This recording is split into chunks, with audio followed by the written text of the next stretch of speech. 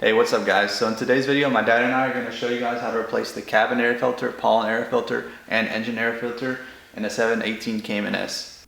Okay guys, so we're going to start with the cabin / pollen air filter. So there's going to be two of these. The first one's going to be located in the front trunk of the car. So after you take off the initial cover of the car, there's going to be another plastic piece in the top left corner of the car. You're going to take this piece out. It's just going to be a couple of clips here, and once you remove this piece, you can just slide out the old air filter. Here's a quick comparison of the old one on the right and the new one on the left. As you can see, the old one's pretty dirty. So after you take the old one out, you just kind of slide in the new one. It goes in there in an L type of shape. It doesn't go straight in. And yeah, that's about it. This is the first filter done. The next cabin air filter is going to be underneath the glove box of the car. First thing you're going to want to do is remove this plastic piece from underneath. It's going to be held in by 3 screws. Here's what it looks like after you get that piece out. Once you remove that piece, all you have to do is take out the old air filter and put the new one back in.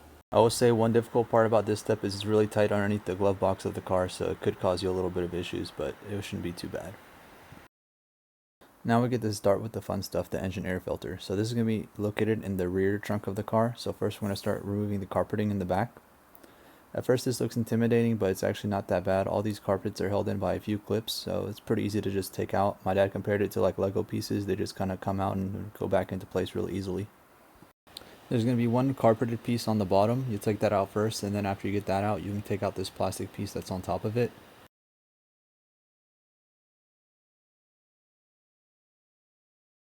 One thing you want to be careful about is all these plastic pieces have little plastic clips attached to them that can fall out. If they do, just make sure you grab them and put them back where they're supposed to be so you have them when you need to put them back on the car. After we remove that plastic piece, you can take off the oil cap and the water cap, and then you can remove this silver piece. The silver piece is also held in by some clips, so it's pretty easy to take out as well. As you can see here, we were missing one of our clips that was still stuck underneath, so just be careful and make sure all your clips are there.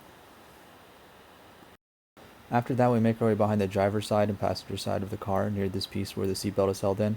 You might need a prying tool for this since it's pretty hard to get the leverage to get this piece out otherwise.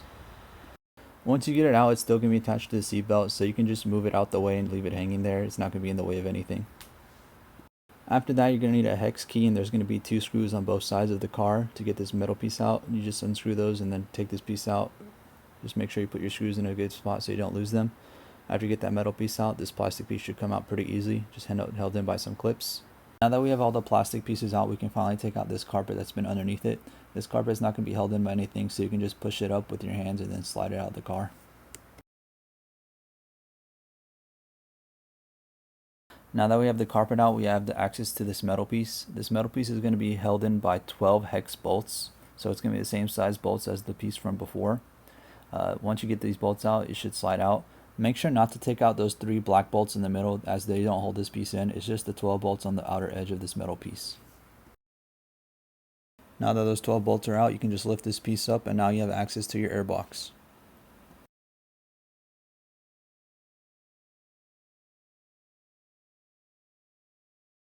Finally, all you do is unscrew the bolts holding onto the air box, and there's going to be 2 clips on the top of it, and then you can just slide the air box out. Now all you have to do is just take out the old filter and put in the new one. As you can see here, our old one was really dirty. There's a bunch of leaves in there, so we just vacuumed all that up, and here's a quick comparison of the old one and the new one.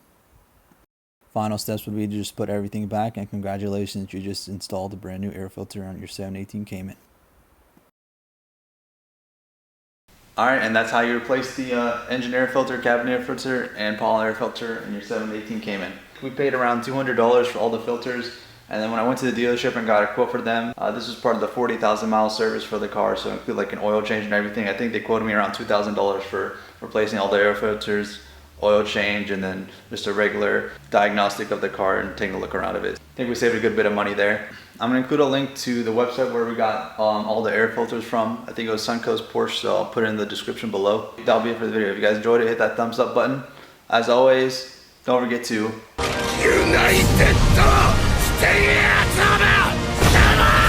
that subscribe button, and I'll see you guys next time. Peace.